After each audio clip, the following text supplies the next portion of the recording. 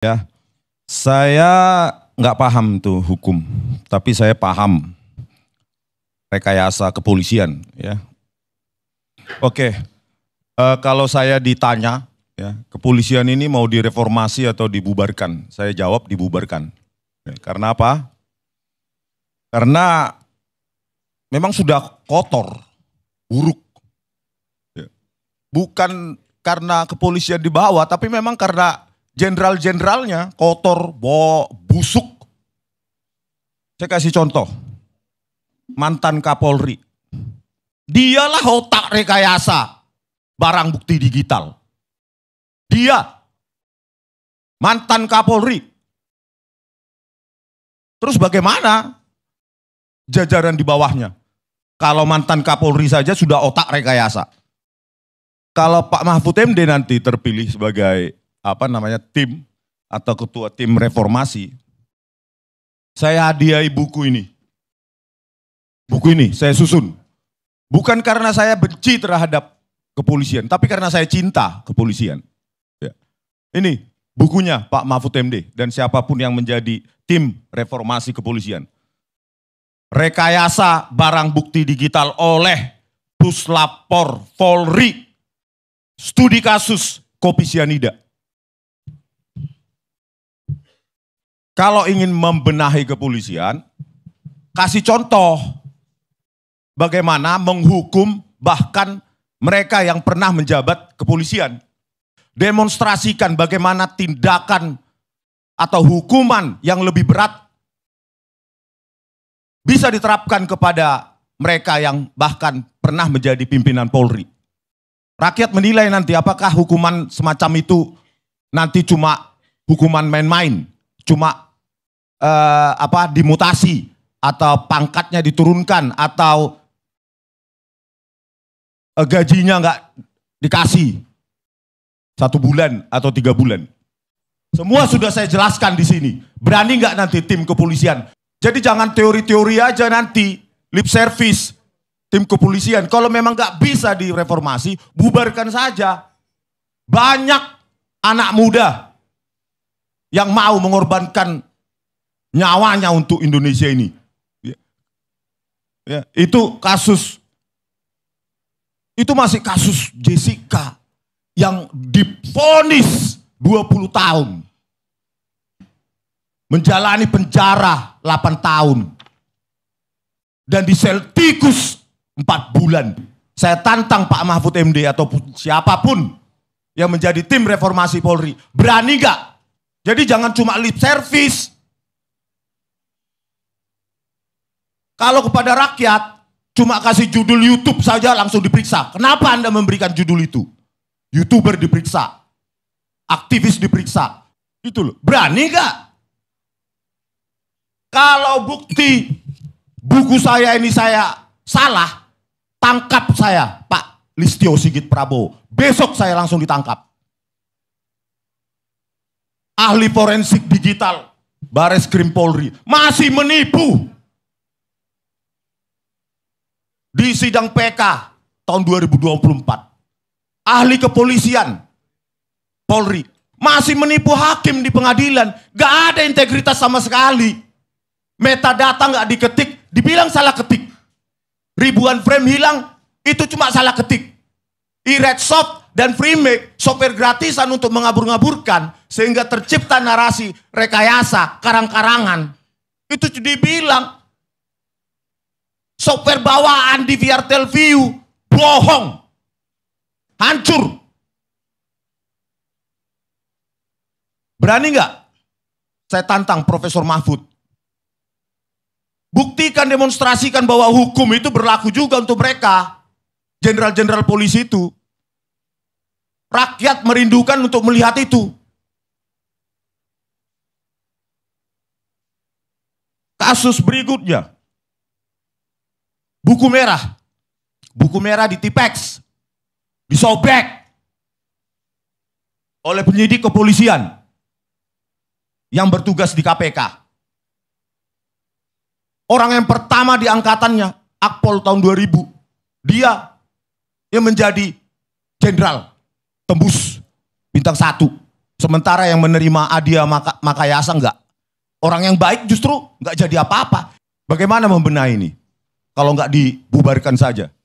Bang Karni, saya kira... Bentar, masih panjang ini. Makanya berani enggak tim reformasi Polri ini menangkap, memeriksa mafioso di dalam kepolisian ini? Itu tantangannya. Kalau cuma nanti lip service, berikutnya rakyat lupa, ngapain ngabisin anggaran membentuk tim-tim seperti ini? Omong kosong. Omong kosong. Kalau nggak punya nyali, bersih boleh. Tapi kalau nggak punya nyali untuk apa? Nggak ada hasil. Ya, Pak Prabowo Subianto. Kasus KM50 ini lebih brutal.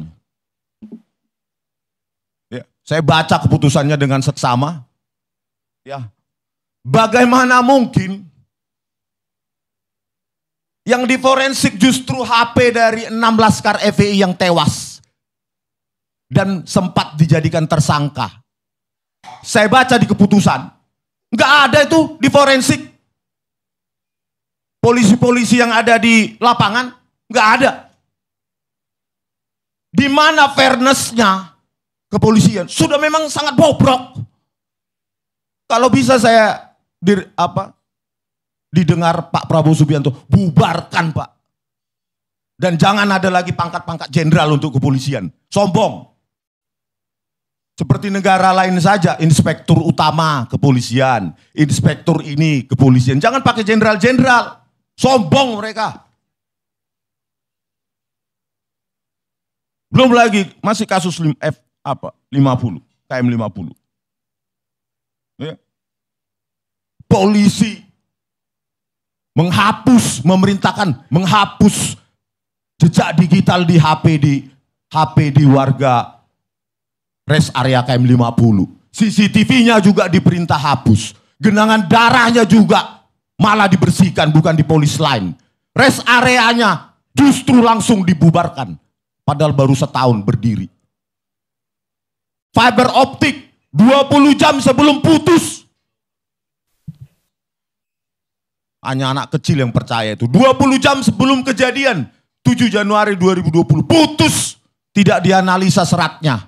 Serat fiber optiknya. Benar nggak putus? Apakah digunting, dimakan tikus, kena petir? Tapi itu semua diterima hakim. Karena hakim berpendirian. Kalau sudah keterangan dari kepolisian, itu pasti benar. Inilah rusaknya kepolisian. Kasus Kanjuruhan.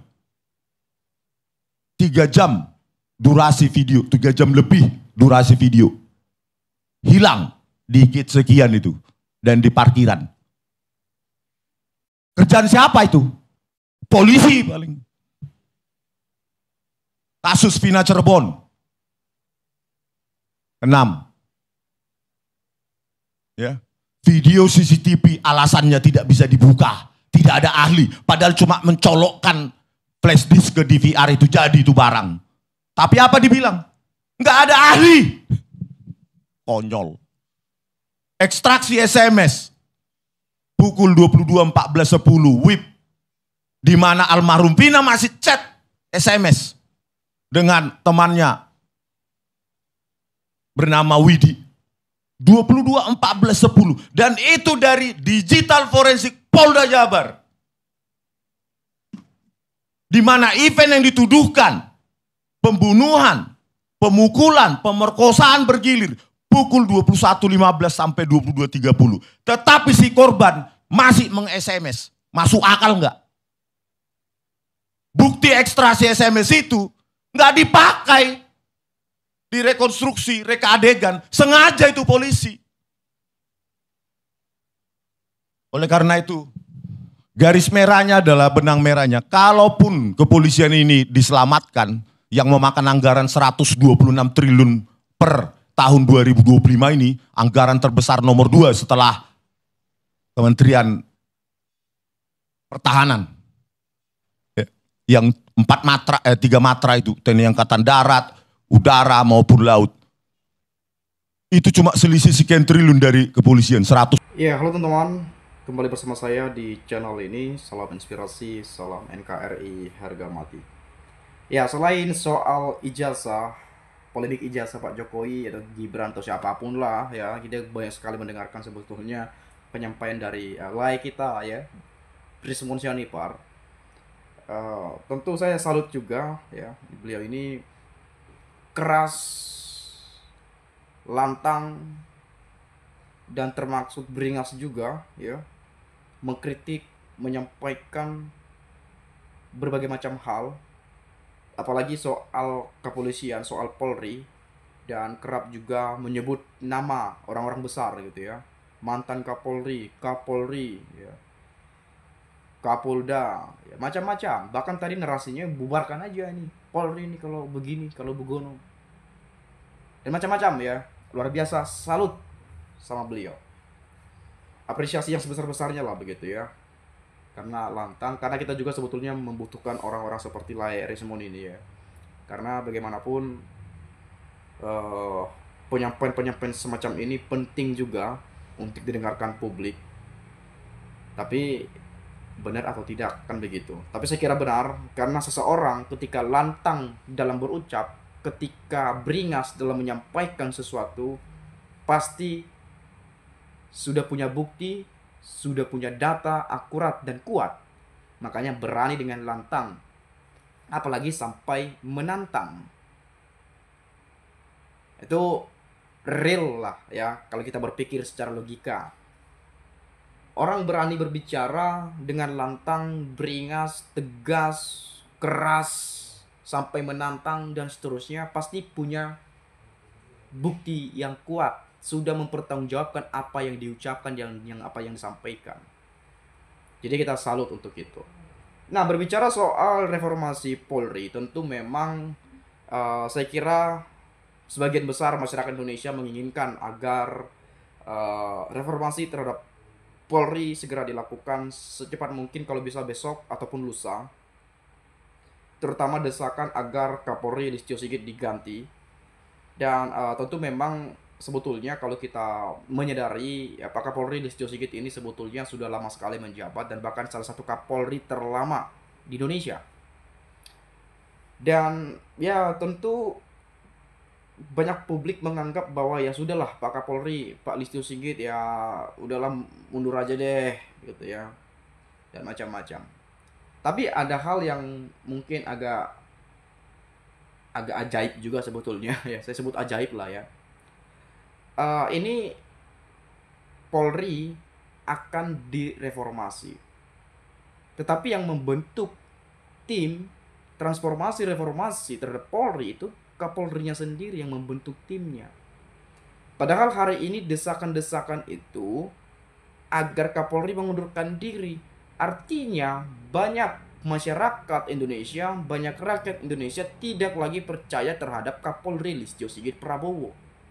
Nah, ketika mau melakukan reformasi terhadap Polri, Kapolri yang membentuk tim untuk transformasi reformasi Polri. Harusnya kan ya Pak Presiden saja yang membentuk tim itu, biar rakyat lebih percaya. Nanti ujung-ujungnya netizen komen jeruk kok makan jeruk gitu ya. Atau misalnya kok sama-sama mereka, wong juga nanti ya begitu-begitu terus lah. Wong juga sama-sama mereka kok. Masa polisi membentuk tim mau mereformasi polisi? Kan agak lain ya. Jadi rakyat nanti jadi ya biasalah teman-teman ya, meskipun memang tujuannya baik, tujuannya bagus dan benar, atau tidak ada unsur-unsur apapun yang dipikirkan oleh netizen, tetapi arah pikiran itu mengarah ke sana. Mengarah ke sana ya. Banyak sekali. Coba kita perhatikan bagaimana kepercayaan publik terhadap Polri lah misalnya. Ya turun sekali ya. Tidak lagi sebagai pengayom diangkat, tidak lagi sebagai pelindung. Itu kan banyak menganggap seperti itu, terutama netizen-netizen yang suka komen itu di akun saya, itu di channel saya. Karena memang ya tidak sedikit masyarakat melihat bagaimana kinerja kepolisian. Ya meskipun memang sebetulnya Ya nggak semua sih, paling berapa orang lah, berapa persen dari total keseluruhan jumlah Polri hari ini di seluruh Indonesia dari Sabang sampai Merauke itu. Tapi kalau berbicara oknum mau sampai kapan kan itu, makanya seperti teori ikan yang busuk itu ya dari kepala. Di kepala harus diganti biar yang bawahnya baik, ada perubahan dan macam-macam. Kayak itu selalu ya, teori-teori itu terus terus kita dengarkan lah itu ya. Tapi saya kira memang apapun nanti hasilnya, ya keputusannya dan sebagainya, ya kita berharap bersama, ya biarlah keputusannya itu keputusan yang terbaik lah dan bisa lebih baik untuk Polri hari ini. Ya, tadi banyak sekali dijelaskan oleh Bung Rismon ya soal kasus Kanjuruhan, KM50, Jessica Wongso dan apa namanya sempat juga soal Vina Cirebon dan menyebut nama, banyak nama tadi disebut oleh beliau. Tapi memang satu hal soal reformasi atau mungkin Polri dianggap tidak lagi A, B, anu dan macam-macam. Sebetulnya polisi itu penting ya di suatu negara, karena mungkin kalau nggak ada polisi ya bisa saja di jalanan sana banyak yang saling baku pukul ya, baku hantam mungkin ya, baku tinju misalnya. Bisa saja terjadi ya. Bisa saja mungkin ada yang berontak di jalan terus tawuran dan macam-macam, bisa saja terjadi. Dan bahkan mungkin di jalan bisa saja bunuh-bunuhan tuh, bisa saja terjadi kalau nggak ada polisi. Nah, jadi polisi ini di dalam negeri tugasnya sebagai pengaman dalam fungsinya, ya, mengamankan. Beda kalau TNI ya pertahanan kan begitu ya. Ini polisi sebagai mengamankan lah kurang lebihnya, walaupun dipersenjatai kan begitu ya. Ini kan sipil juga, tapi sipil yang dipersenjatai. Jadi ya harus ada juga polisi kan begitu ya, harus ada juga sebetulnya ya. Soal demo kemarin misalnya, kan dianggap polisi kayak sudah menjadi pelindung, pengayom para penguasa lah misalnya, karena para demonstran dihadang pakai panzer itu, pakai gas air mata ditembak dan macam-macam dan sebagainya kan itu ya.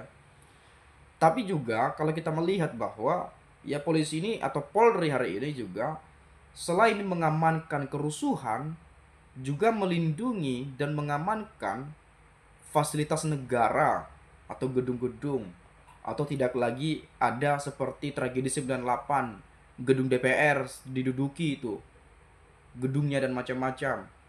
Nanti bisa saja ada parlemen jalanan kalau tidak diamankan sedemikian rupa. Itu bisa juga ke sana kita berpikirnya. Jadi sebetulnya rumit sekali menjelaskan ya. Pasti setiap kejadian ada pro dan kontra. Setiap penilaian, perspektif, asumsi pasti berbeda-beda teman-teman. Dan itu hal yang biasa sebetulnya. Tetapi satu hal harus kita pikirkan dengan baik, bahwa jangan kemudian kita hanya memandang satu sisi saja, sisi buruknya, tapi tidak memandang sisi-sisi baiknya. Tapi kalau untuk memperbaiki Polri hari ini dengan dilakukannya reformasi, transformasi dan sebagainya, silakan dilakukan, dan silakan Polri juga berbenah dan mengkoreksi dan serta mengevaluasi, mungkin ada anggota-anggota atau ada bawahan-bawahan ataupun bahkan atasan-atasan yang pangkatnya jenderal, bintangnya ada tuh ataupun Kapolda atau apalah dan sejenisnya. Silakan berbenah, silakan dikoreksi bersama, dievaluasi ya, biar bagaimanapun nanti rakyat kembali lagi percaya sepenuhnya kepada Polri kan begitu. Karena kalau kita melihat kepercayaan publik terhadap Polri, ya Polri tahu sendiri juga lah gimana kepercayaan publik begitu ya, kurang lebih ya. Apalagi ketika ini banyak kan narasi ganti ke Polri, copot terhadap macam-macam lah. Lakukan reformasi terhadap Polri, artinya ada sesuatu yang harus diperbaiki kan begitu. Jadi sah-sah saja, gak ada persoalan untuk itu, dan kita berharap segera dilakukan ya untuk kebaikan institusi Polri ini ke depan, untuk mengembalikan marwah Polri ini ke depan. Karena bagaimanapun Polri harus menjadi pengayom masyarakat. Ketika ada bawahan yang kayak arogan atau kayak songong atau apa, segera ditindak tegas. Beliau perlu diberikan sanksi yang jelas dan tegas, ya. Itu penting sekali saya kira. Dan dalam hal ini kita akan menantikan perubahan itu, kita akan menantikan perbaikan dan pembenahan itu.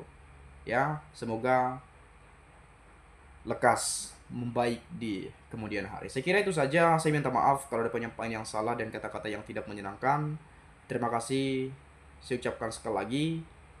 Kapolri pernah berkata, siapa yang keras dan lantang mengkritik Polri adalah sahabatnya Kapolri. Itu saja. Terima kasih. Salam dan sampai jumpa.